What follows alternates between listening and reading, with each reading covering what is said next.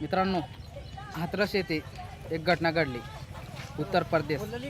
तर एक भोले बाबा नावाचा कोणता फ्रॉड होता।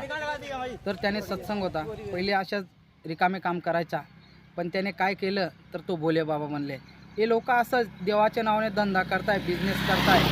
त्याचं एक सत्संग होतं, तर सत्संगमध्ये बरीच गर्दी झाली, तर चेंगराचेंगरी झाली तिथं, आणि लोक पळाले तिथून, कारण पाणी नाही भेटलं कोणाला, कोणाला काय त्रास होता। तर मित्रांनो, तिथं पडापड केली लोकांनी, तर त्या पडापडमध्ये 122 लोक तिथं मरण पावले, काही लोक जखमी झाले।